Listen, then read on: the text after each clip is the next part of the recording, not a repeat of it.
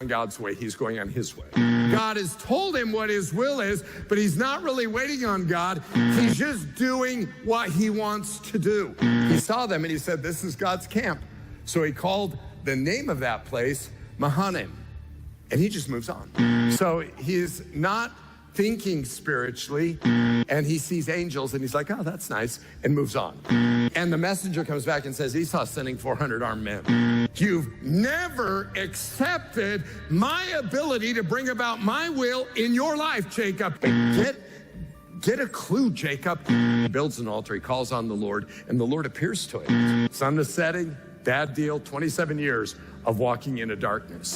He is in Nowheresville. Anytime the Bible mentions the sky or the darkness or the sunrise, it's indicative of what's happening spiritually in that circumstance. His response is literally unthinkable. And on the wedding night, he's drunk. His name means laughter. And really what's happened is he got the name out of a joke, and now he's become a spiritual joke. Woo! Oh, man. Whew. Man, aren't you glad that those buzzers are over? Man, that buzzer's like really obnoxious. But you know what's even more obnoxious?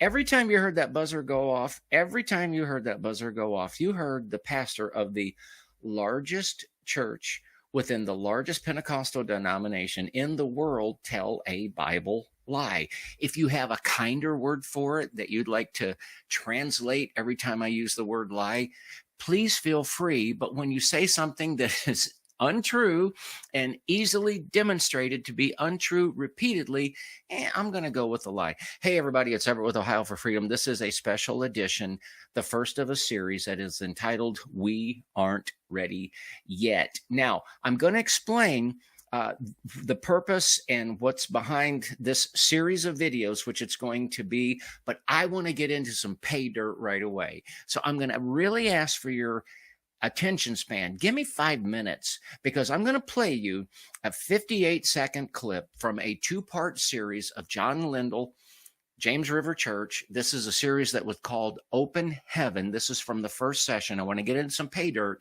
And in 58 seconds, we're going to show you at least 5, probably 6, maybe more, just flat out untruths. It's really unbelievable, but I want to get started right now. There is something about Isaac, and when you're reading the Bible and you see physical characteristics described of the person, instantly that is designed to alert you to spiritual condition. Oh, wow. Instantly. Because when you come to this point in Genesis 28, chapter 27, 28, Isaac's now 100 years old, and he's blind. Oh, my. Which tells you he's not just physically blind, he's going to live another 80 years. But he's spiritually blind. He has no sense of what God is doing. He's not willing to acknowledge what he knows prophetically in the life of Jacob. And he thinks he's going to die at 100 and he's going to live another 80 years, which tells you he has no sense of what God is doing in his life. His life is tragic. Ooh, tragic.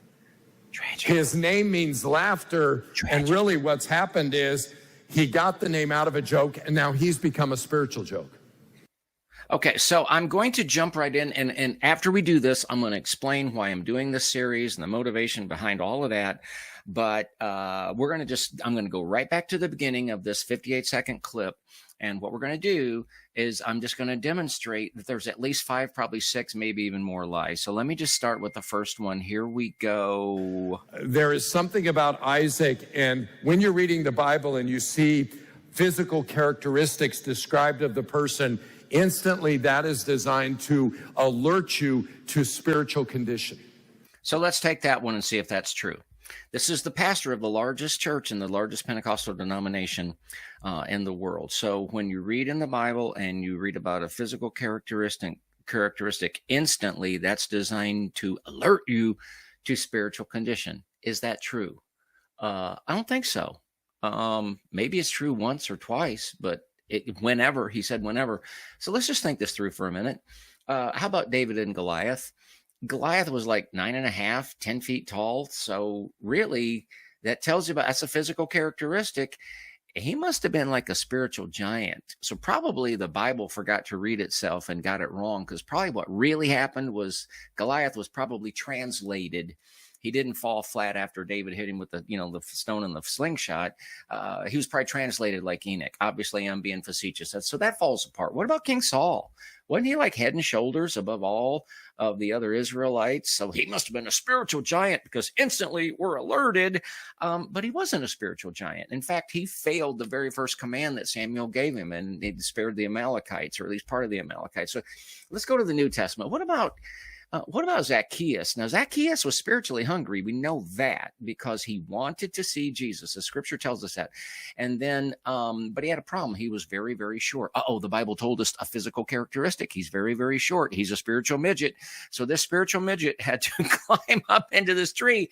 But Jesus saw the spiritual midget and said, Zacchaeus, come down. I have to visit you at your house today. The Jews didn't like that because he was a tax collector. But he must have been a son of Abraham, because Jesus, who must have been having an off day that day, said, salvation has come to this house, because this man is also a child of Abraham. So Jesus had an off day because he failed to pick up on the fact that he should have been instantly alerted to the spiritual condition. What about Timothy? Remember when Paul wrote to Timothy and said, no longer drink water only, but drink a little wine for your stomach's sake and your often infirmities. So see, Timothy, ladies and gentlemen, was spiritually sick, and Paul failed to. So the fact of the matter is, that's not true. Now, we're going to get into some things that are but that's just not true. In fact, please help me, comment, email, phone call, whatever you want to do. I can't really think of a time that's as ever true, but maybe it's true somewhere. But let's go back. Hey, guys, I've got an addendum. This is going to be a hard insert. I've already got episodes 1 and 2 already completely done and in the can. And then in devotions this morning, I don't know, I was stumbled across 2 way better examples. I gave some really good ones, but I mean, these just absolutely nail it down. So I'm going to play like 20 seconds, because maybe I'll leave this as a standalone clip to show you what I'm talking about. But we're going to disprove this John Lindell Bible truism that isn't true at all. Listen closely. There is something about Isaac, and when you're reading the Bible and you see physical characteristics described of the person, instantly that is designed to alert you to spiritual condition. Instantly. Because when you come to this point in Genesis 28, chapter 27, 28, Isaac's now 100 years old and he's blind. Which tells you he's not just physically blind, he's going to live another 80 years. But he's spiritually blind. He has. Okay, so if Isaac is blind, that means he's spiritually blind, because instantly we're alerted. I can't believe how I missed this, but I'm glad I'm adding it now. I've got 2 examples, and I'm saving the best for last, but we'll be there in about 20 seconds. Genesis 48, and this is the very character that this sermon is about, Jacob, the one that Lindell wants to character assassinate. But look at this. This is when Jacob is old. Genesis 48, verse 10. Now, Israel's eyesight was poor because of old age. He could hardly see. So I guess he wouldn't be completely blind, but almost completely spiritually blind. And he's going to bless the sons of Joseph. And I won't read the whole thing, but I'm at the 14th verse. Israel stretched out his right hand and put it on the head of Ephraim the younger, crossing his hands. And then we'll skip down to the 17th verse. Joseph noticed and said, not so, my father. This one is the firstborn. Put your right hand on his head. And Israel, Jacob, refused. I know, my son. I know he too shall become a people. He too shall be great. Nevertheless, the younger brother shall be greater than he. So for a guy who would have to be almost completely spiritually blind, Jacob wasn't. But then get this one here. This is, I don't know how I missed this, 1 Kings 14. And yes, I'm going to read this. At that time, Abijah, son of Jeroboam, became ill, and Jeroboam said to his wife, now get up, disguise yourself so they won't recognize you as my wife. Go to Shiloh, for Ahijah the prophet is there. It was he who spoke to me about my kingship over this people. Take with you 10 loaves of bread, cakes, jar of honey. Go to him. He will tell you what will become of the boy. Now, please listen close. And we're gonna read this verse in light of the John Lindell absolute truism that physical characteristics alert you to spiritual condition. Jeroboam's wife did as instructed. She arose and went to Shiloh and arrived at Ahijah's house. Now, Ahijah could not see. His eyes were dim because of his age. So according to Lindell, he has to be spiritually blind. But the Lord had said to Ahijah, behold, the wife of Jeroboam is coming to ask you about her son, for he is ill. You are to say such and such to her, because when she arrives, she'll be disguised. When Ahijah heard the sound of her feet entering the door, he said, come in, wife of Jeroboam. Why are you disguised? For I have been sent to you with bad news. I'll leave it right there. And now we're going to get to some stuff where when we actually read the Bible, we're going to find more lies. Because when you come to this point in Genesis 28, chapter 27, 28, Isaac's now 100 years old and he's blind. Okay, so let's stop right there. When you come to this portion in scripture where Genesis 27, 28, Isaac is 100 years old. Well, actually, Isaac is 100 years old in chapter 27. We're going to show you that. And he's 137 in chapter 28. So why don't you be precise there? And it says that he is blind, but it gets worse than that. Which tells you he's not just physically blind, he's going to live another 80 years. But he's spiritually blind. He has no sense of what God is doing. He's not willing to acknowledge what he knows prophetically in the life of Jacob. And he thinks he's going to die at 100 and he's going to live another 80 years, which tells. So let's get back to this. Let's see. Now, was Isaac, and I may have to hunt just a little bit. We're going to get over here to Genesis 25. I just want to show you this.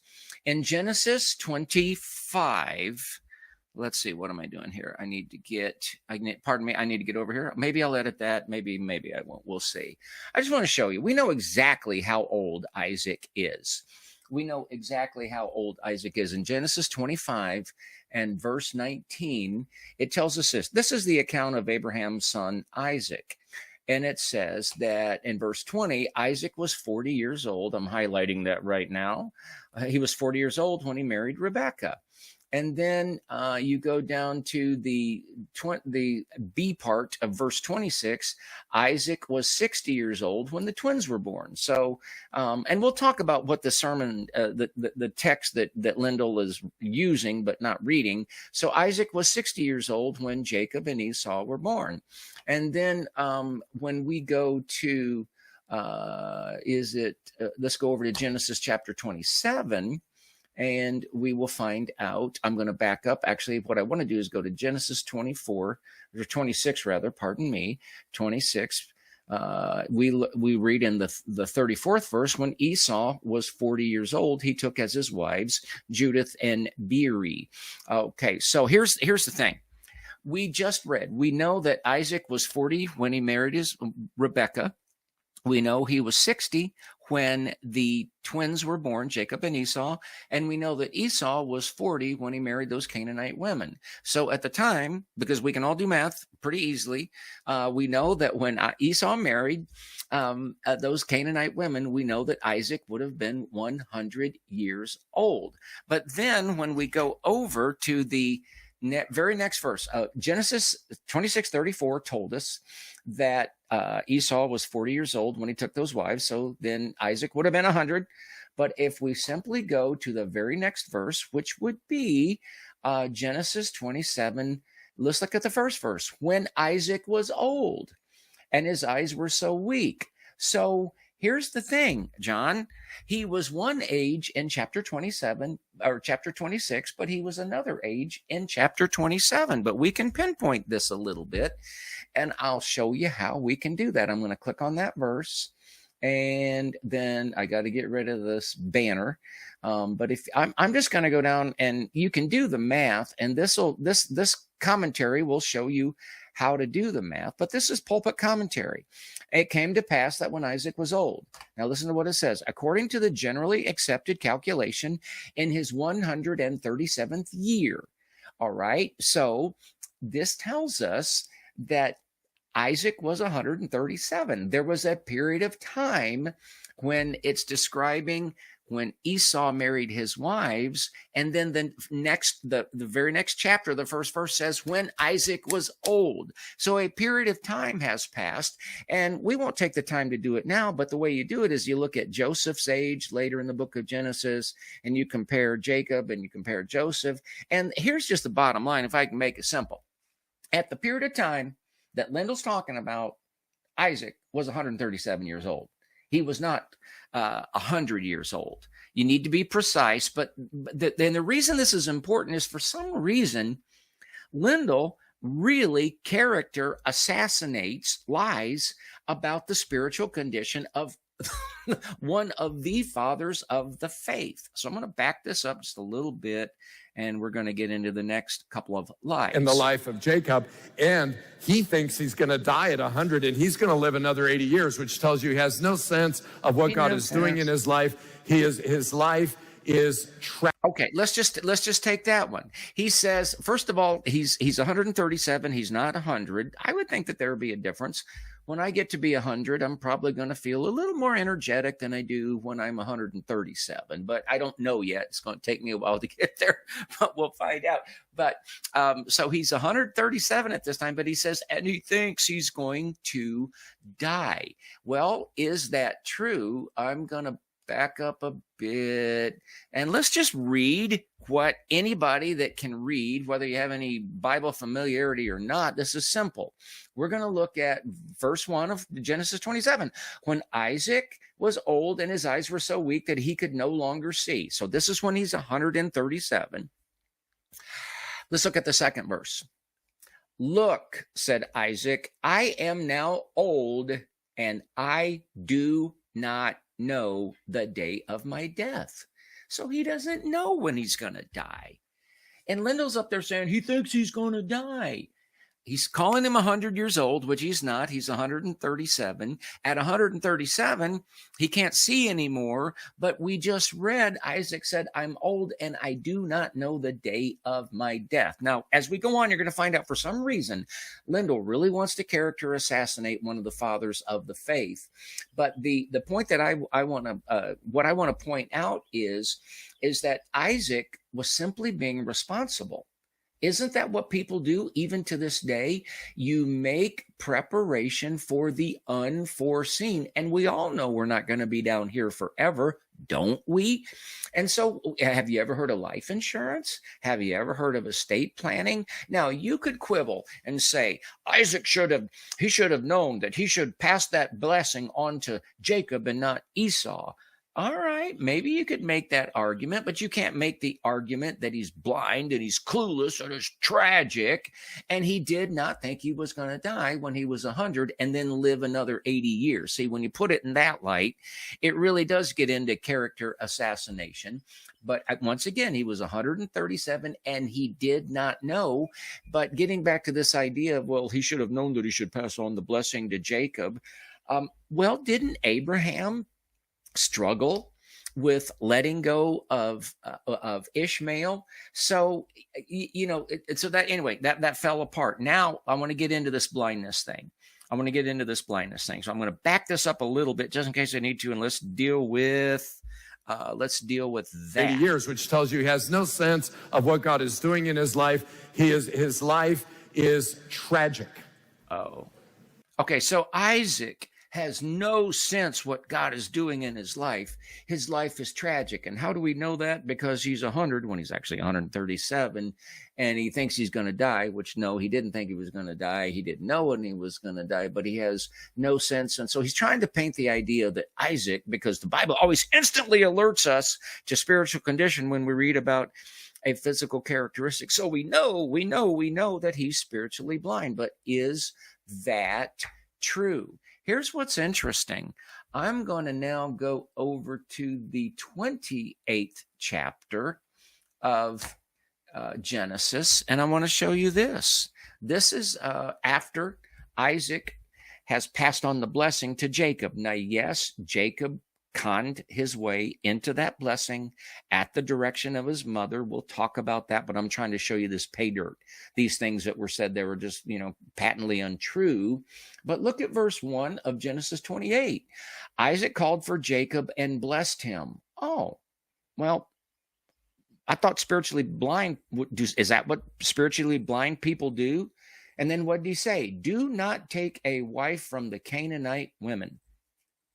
So he's telling him something to do that's very much, very important to the covenant that Abraham, Isaac, and Jacob were entered into. And look at these words. Do not take a wife from the Canaanite women. He commanded. So he's actually exercising some authority. So wait a second. Isaac is actually blessing Jacob. He's giving him very specific instruction in the form of a command that's in keeping with the covenant. And then he gives him instruction. Go at once to Padan Aram, to the house of your mother's father Bethuel, and take a wife from among the daughters of Laban. And then look at this, verse 3. Somehow he got on a roll for a spiritually blind person, because he goes on to bless Jacob by saying, may God Almighty bless you and make you fruitful and multiply you. And I'm kind of skimming over so that you can be a company of many peoples, and may he give the blessing of Abraham to you and your descendants, so you may possess the land where you dwell as a foreigner, the land God gave to Abraham. I don't know, John, if that's spiritually blind, I'll take it. I'll take that, because no, I'm being facetious again. He is not spiritually blind. In fact, I'm just going to double down on this just a little bit. And if we back up to Genesis 27, after I get rid of my Bible Hub banner ad, at the very bottom of 27, now this is after Jacob had received the blessing from Isaac. And yes, Esau was pretty upset. If you look at verse 42, when the words of her elder son Esau were relayed to Rebekah, she sent for her son Jacob and told him, look, your brother Esau is consoling himself by plotting to kill you. So Rebekah, who was not blind, so we haven't been alerted to any spiritual condition that she's blind, but what is her concern? Her concern is, go to my brother Laban, because we're kind of worried about your brother Esau's reaction. And that's understandable. There's nothing wrong with that. But Rebekah wanted her son to go and spend time with Laban to be protected from his brother Esau. But yet Isaac's frame of mind is on a whole higher plane, I would argue, because he's blessing him, he's commanding him not to take a Canaanite wife, and he's pronouncing the blessing of Abraham on him in detail. So, but we're still not done. We're still not done. The problem with these lies is you can tell 5 lies in 58 seconds, or 6 lies or more lies, but it takes 15 minutes to uncover them all. But we're going to get to some real pay dirt once again. And here we go. His name means laughter. And really what's happened is he got the name out of a joke, and now he's become a spiritual joke. All right. I'm telling you, actually, that's like blasphemy. That is totally crazy. And we're going to show you why. Genesis 18, and we're asking the question, did Isaac's name come from a joke, and had he become a spiritual joke? No, he hadn't. So we're going to go from Genesis 18 to 17. That's just the way I'm going to do it. This is when the Lord and angels were dealing with Abraham. This is just before Sodom and Gomorrah. But verse 9, where's your wife Sarah? They asked. There in the tent, Abraham replied. The Lord said, I will surely return to you at this time next year, and your wife Sarah will have a son. I'm going to take the time to read it. It doesn't hurt us to read the Bible. And if John had actually read the Bible before he did the sermon, I don't think he'd have told these lies. And yes, that's the word I'm using. Now, Sarah was behind him listening at the entrance of the tent. Abraham and Sarah were already old and well along in years, saying, and so verse 12, Sarah had passed the age of childbearing. Sorry about that. Verse 12. So she laughed to herself, saying, after I'm worn out and my master is old, will I now have this pleasure? And the Lord asked Abraham, why did Sarah laugh and say, can I really bear a child when I'm old? Is anything too difficult for the Lord? At the appointed time, I'll return to you in about a year, so we'll have a son. Sarah was afraid, so she denied it. I did not laugh. No, replied the Lord, but you did laugh. So here's the point. It wasn't a joke, John. Sarah and Abraham were old. Sarah was way past menopause. And I'm pretty sure, I've never gone through menopause, but I'm pretty sure that ladies, when they go through menopause, they know that they are post-menopausal. It was incredulous. It was so above and beyond anything that they could ask or think. It was wonderful, but just too much to believe. And so she laughed. And who is the one that said she would bear a child? It was the Lord. Now we're going to go back. I'm going to back up to the 17th chapter, and we'll look at the 15th verse. Then God said to Abraham, as for Sarai, your wife, do not call her Sarai, for her name is to be Sarah. And I will bless her, and I will surely give you a son by her. I will bless her. She'll be the mother of nations.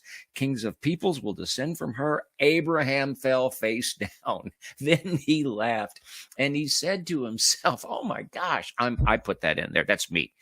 Can a child be born to a man who is 100 years old? Can Sarah give birth at the age of 90? This is not a joke. This is, you got to be kidding me. Lord, I knew that you were good. I knew that you were amazing. I love you with all my heart, but this is blowing me. He is blown away, folks. And in verse 19, God replied, your wife Sarah will indeed bear you a son, and you are to name him Isaac. Skip down to the 21st verse.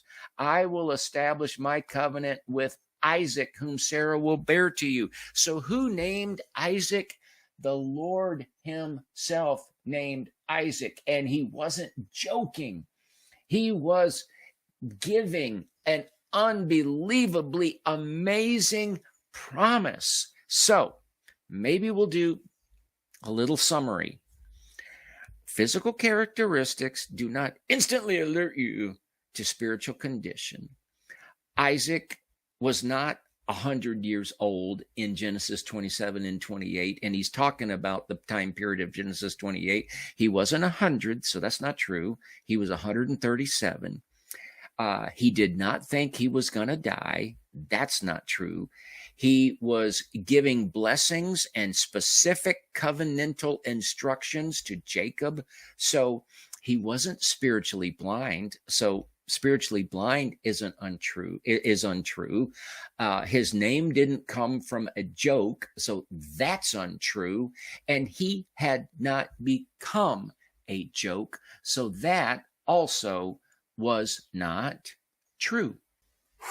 This video is the first in a series that I'm entitling We Aren't Ready Yet. So I wanted to take you through some pay dirt, and unfortunately it takes a while to give and I wanted you to see it from the scriptures themselves. And I've got to tell you, as far as this video goes, I've got at least 20 clips that are just this bad. We'll probably only do 10 or 12 of them, and it's going to take me at least 2 videos. But why am I doing this? I've taken some time off. So how you doing? We've missed you very much. So here's why I'm doing this. As I perceive it, was instructed to take some time and pray specifically during the period of time that took place after the eclipse and before Pentecost. And I felt led to pray in a concentrated way for the ecclesia in America. That would be the American church and America. And I got to tell you, and I did that. And then on the day of Pentecost is pretty amazing, because that Iranian clown was taken out, but that's off. I digress. And during that 40 days, I got to tell you, it changed my perspective. I believe I grew out of that. I think for the better. And maybe at some point I'll have a chance to tell you some of the different perspectives or just views that I have as a result of that 40 days of directed prayer. But I'll share with you one thing right now, and it's this. I firmly believe, and I could show you from scripture and other things, but I actually believe that the Lord desires and is going to release upon the American ecclesia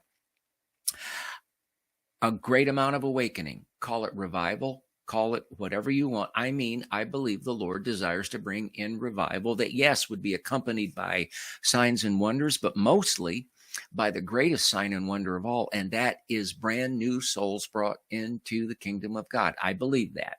You don't have to believe that. I believe that. And here's something else that I believe. I believe that for the most part, the church just is not ready. It's God's church. I believe he can get his church ready, and I believe he will get his church ready. But as I perceive, there are some things I really want to talk about. There's some stuff I really want to present. There's some lessons I want to go through, some stuff I'm really itching to talk about. But as I perceive it, I've got an assignment with my little bitty channel here from Cincinnati. I'm going to talk about some things that need to be fixed. Not that I can fix them, but I can raise my voice and, 3 people can hear it and nod and agree or whatever. And one of them is there's all this content out there and the presentation out there that it's like, why are we putting up with this? And so in this series, and there will be more, but yes, I'm going to talk about, and we're going to take very thoroughly apart this sermon series. It was a 2-part from John Lindell, James River Church. I'll come back and talk about Lindell and James River Church. I want to talk about the Strang Report. I want to talk about Benny Hinn. And yes, Mike Winger did an amazing job. I want to talk about Daystar and Susie Lamb or Joni Lamb and Susie Cat Lamb. But there's more. There's more that we want to talk about. And I want to talk about some of these crazy, stupid offering gimmicks. And of course, we're going to talk about Rod Parsley, and I'm going to mention Alan DiDio, but I don't put Alan in the category of some of the stuff we're talking about. But there is one thing I want to take him to task on, and until I get this stuff out of the way, I don't feel that I have permission to talk about anything else. So let me just say this about John Lindell and James River Church. I never heard of John Lindell and James River Church until they became national news. And they became national news because of that occultic-based theatrical performance that happened at their Stronger Men's Conference. And then when that was called out very gently by Mark Driscoll, who I'm not here to defend or not defend, but he certainly wasn't wrong by calling that out. And then Lindell, when he defended it, and he defended it with untruths. At this point, I'm going to call them lies, because he said the performer was a Christian. That's a lie. He said that he had been born again for 10 years. That's another lie. That's not true.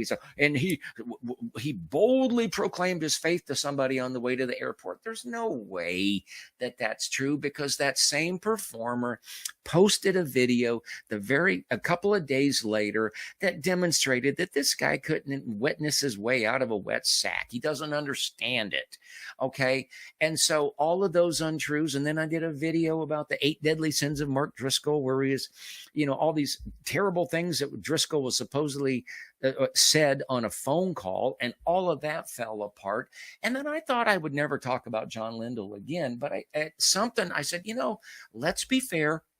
And let's just see what he's saying now.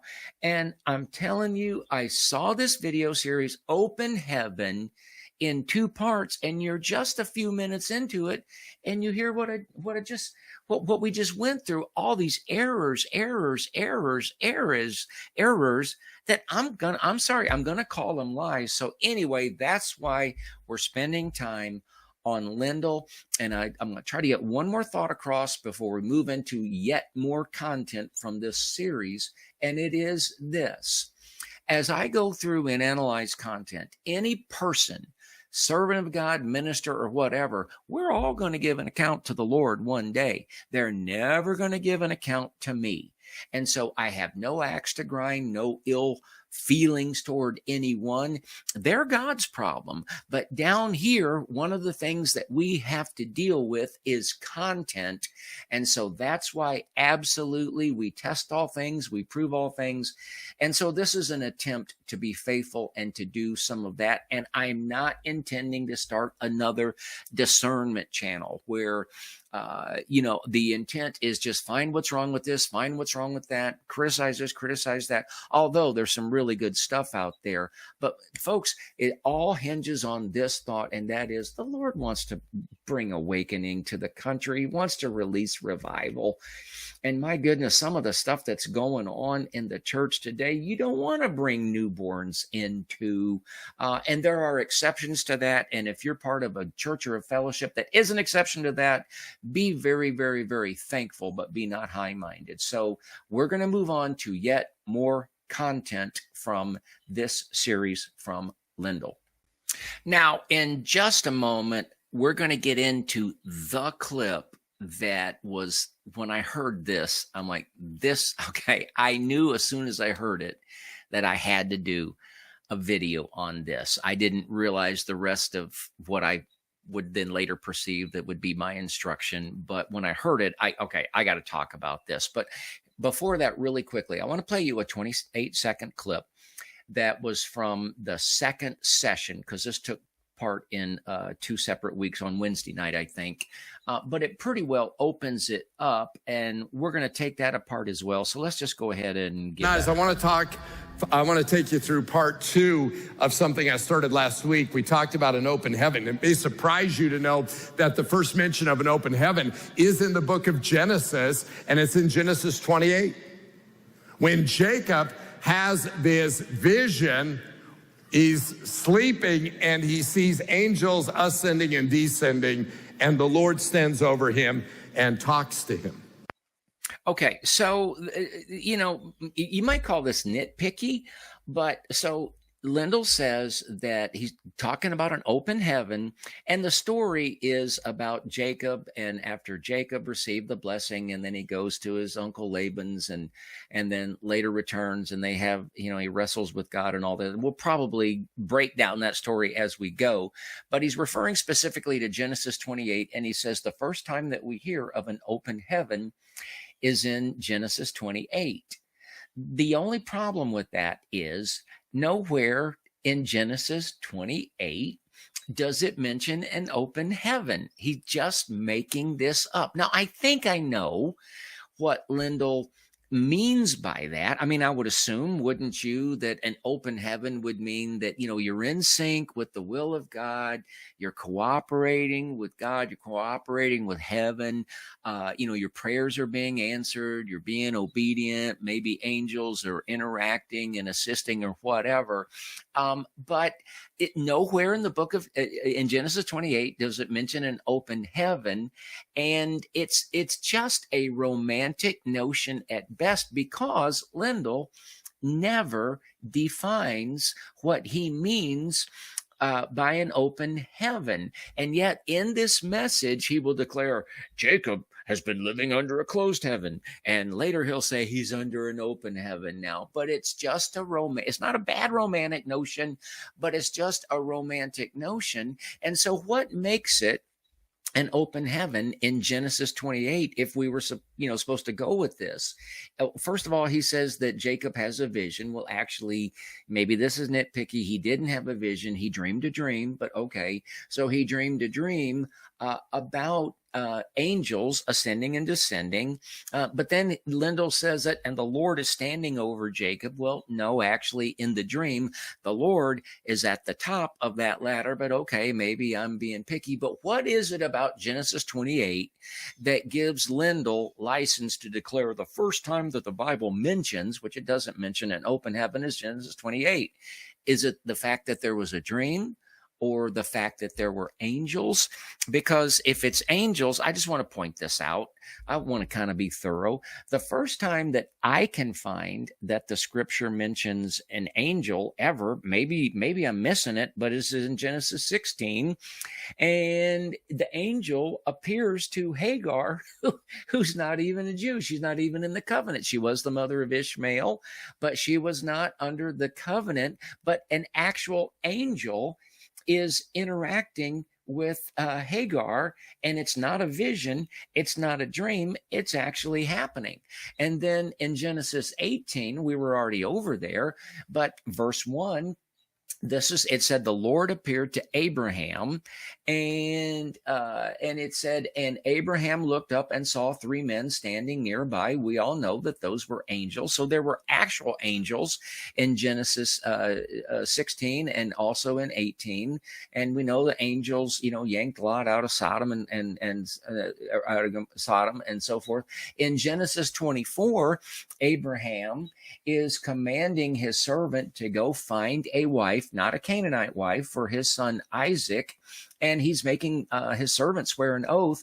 But this is really powerful. Verse 7 of 24, Genesis, the Lord, the God of heaven. This is Abraham talking. The Lord, the God of heaven, who brought me from my father's house and my native land, who spoke to me and promised me on oath, saying, take your offspring, I will give this land. To your offspring, I will give this land.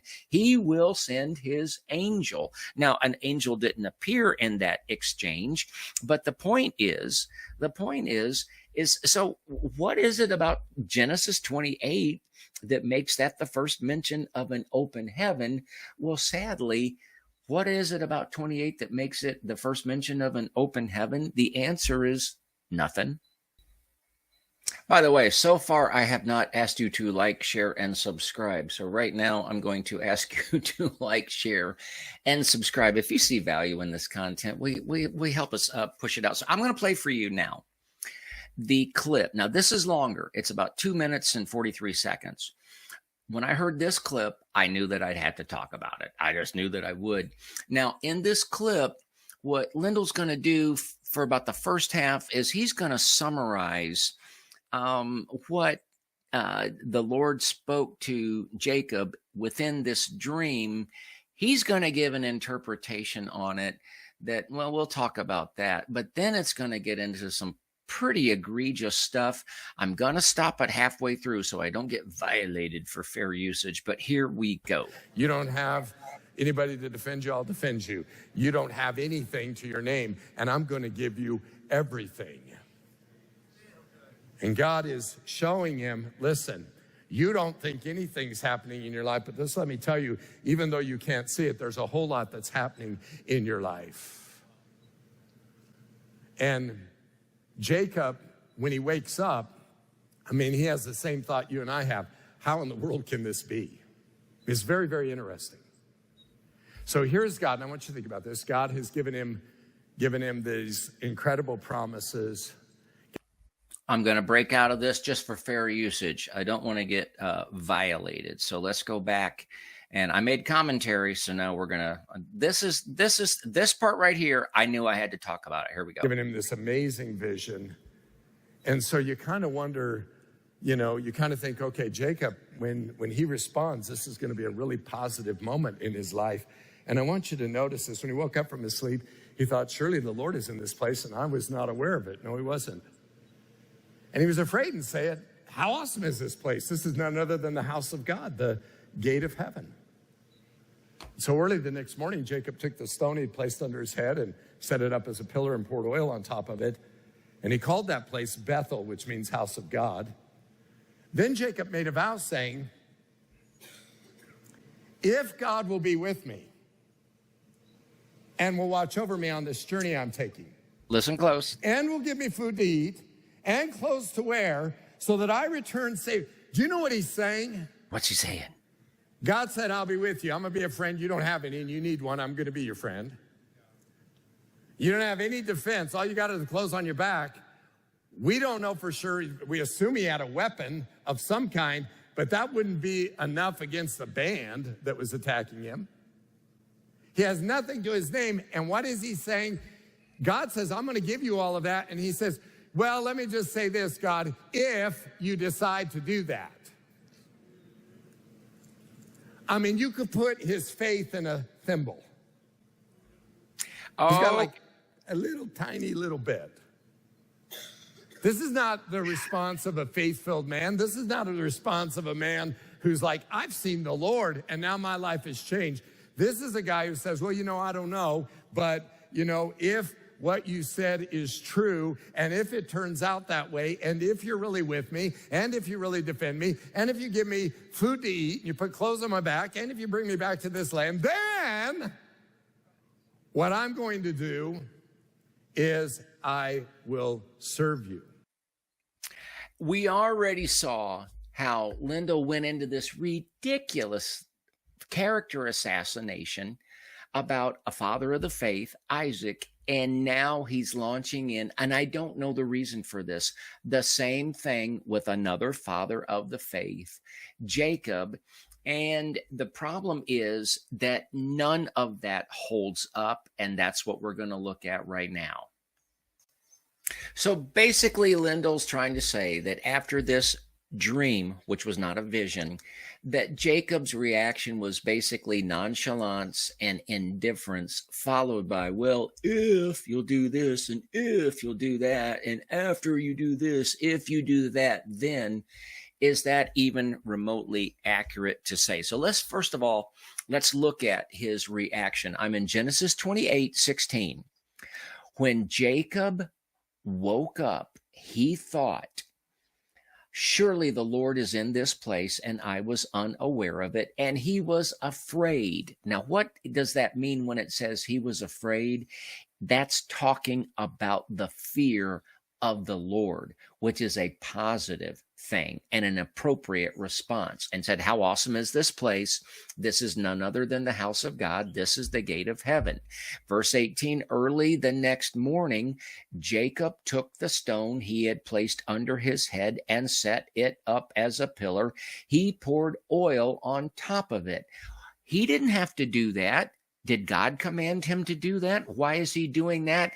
That is his profound reaction to what he has just experienced and just heard from the Lord. This is not nonchalance. This is not indifference. But look at this. Verse 19, he called that place Bethel, though previously the city had been named Luz. Jacob even renames the place. He renames that place. So how can you say that he's this idea of nonchalance and indifference? He set up a stone as a pillar. He pours oil on it. He didn't have to do that. That's his initiation. He renames that place Bethel, though previously the city had been called Luz. And then now let's look at this vow. Let's look at this vow. Then Jacob made a vow, saying, if God will be with me, and that's the dreaded if word. And we're going to, believe it or not, we're going to look at the word if here. It's crazy that we have to do this, but we do. If God will be with me and watch over me on this journey, and if he will provide me with food to eat and clothes to wear so that I may return safely to my father's house, then the Lord will be my God. And see, Lindell never says what we're going to read right here. And this stone I have set up as a pillar will be God's house. Well, guess what? Later, it would be God's house. And all that you give me, I will surely give you the 10th. Now, I really don't even know where to start. I don't know where to start, but let's just start right here. Give me just a second. I got to pause for just a moment. Now we're going to look at that word if, believe it or not, in just a moment, but this notion that Jacob, if, and how did God view, how did the Lord view Jacob's response? Well, I'm going to take you over to Genesis 31. Now, this is after Jacob had gone to be with his uncle Laban, and this is many years later. Jacob has acquired wives, he has acquired sons, and much cattle and much wealth, and the Lord is telling him it's time to go back home. But we look in Genesis 31, and I'm just, because we're going to spend more time on this a little bit later, but verse 13, this is the Lord speaking to Jacob. And he says, I am the God of Bethel. Let's just stop right there. The Lord himself is calling this place by the very name that Jacob gave it. When have you ever named something by a name, and then many years later, the Lord calls it by that name? I certainly haven't done that. I don't think Lindell's had that happen either. The Lord is calling this place Bethel. He's calling it by the very name that Jacob gave it. He said, I'm the God of Bethel, where you anointed the pillar and made a solemn vow to me. And so what we find out is that the Lord had great respect to Jacob's response. And many years later, he would refer to that place that had been formerly called Luz. He would call it the same thing that Jacob called it. Just let that sink in for a minute. Jacob renamed something, and that's the name that the Lord honored, and he called this vow a solemn vow. Now let's have some real fun, and we're going to look at the word if. If I can find the word if, there's the word if. So I looked up this word if. It's crazy that sounds. And I can't pronounce it in the Hebrew. It looks like I am. It's real small. But this is how you can translate this. Lo, whether, question mark, if, although, oh, that, exclamation point, when. You could translate it when. You could translate it not.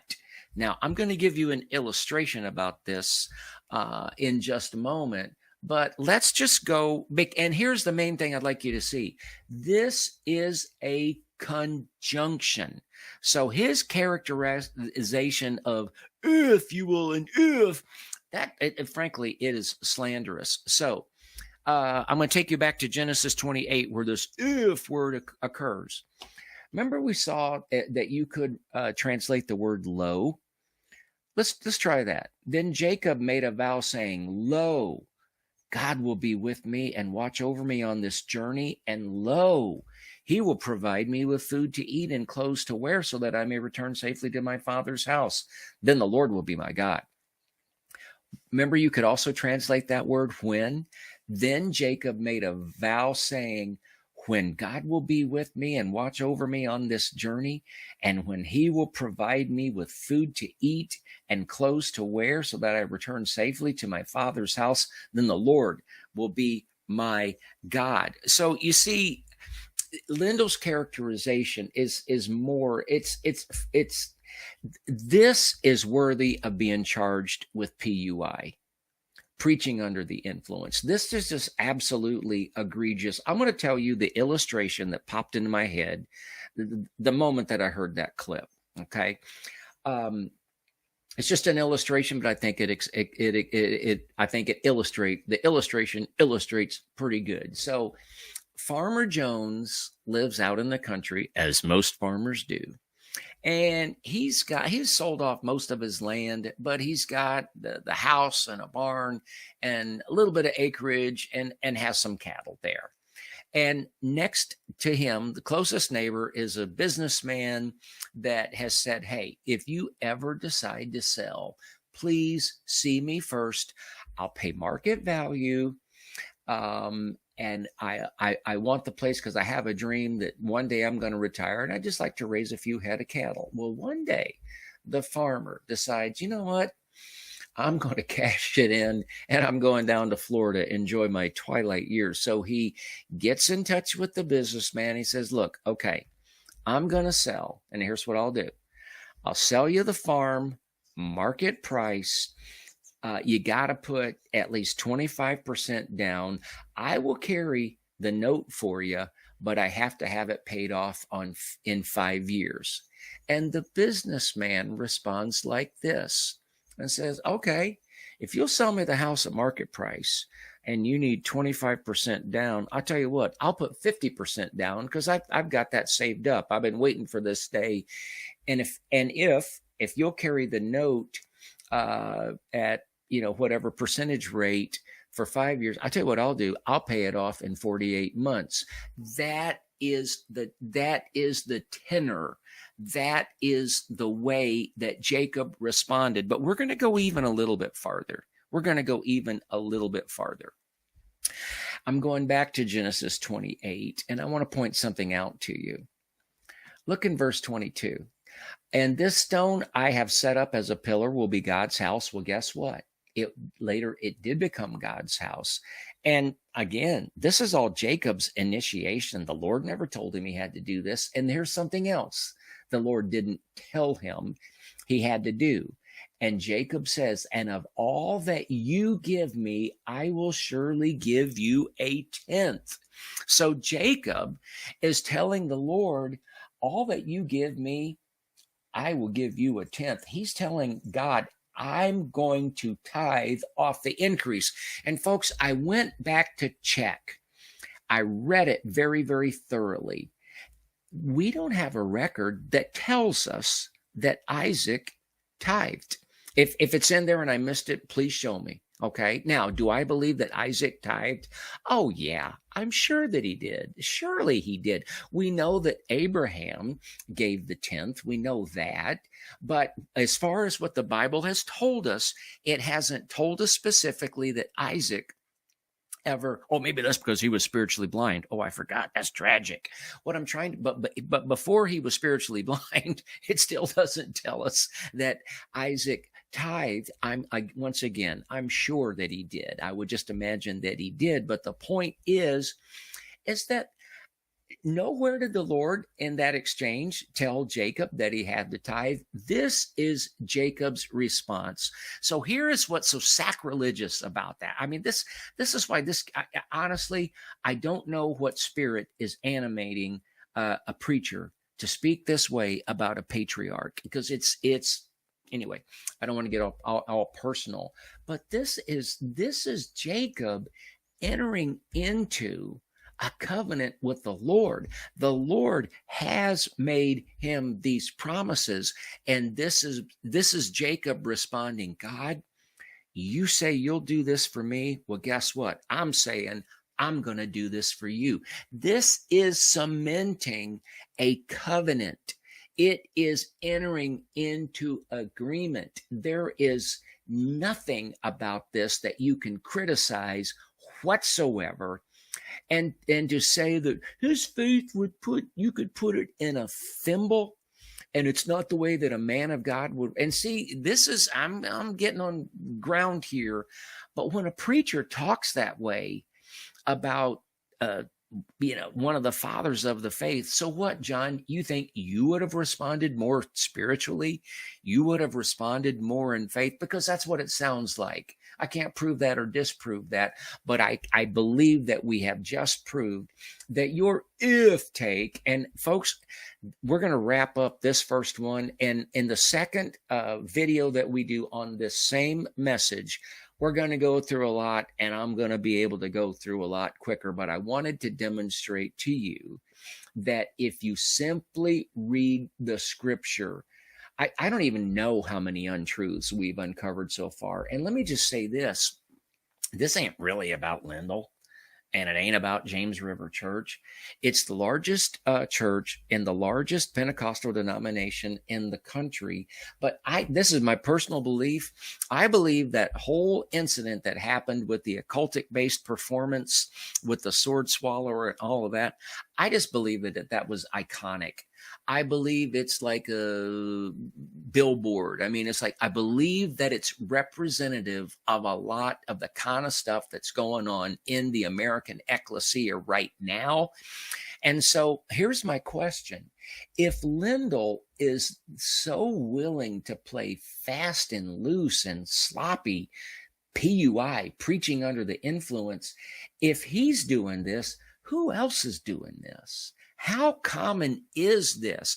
And no offense to any people in the congregation, but why wouldn't people stand up and say, dude, what are you talking about? And the fact that this message was, on a Wednesday, and then subsequently the second half on a second Wednesday, did anybody go to this guy and say, brother, I don't know if you know it, but you are way off, way off, way off. Or is it all just a bobblehead Christian response? Oh, yeah. Oh, wow. Oh, whenever you see a physical characteristic, oh, yeah. Isaac was 100 and he lived another 80 years, but he thought he was going to die for 80. Oh, yeah. How representative is this of things that are going, okay, I'm kind of on a soapbox, I'm going to get off. I would really appreciate it if you would subscribe to whatever notification bell on whatever platform that you're on.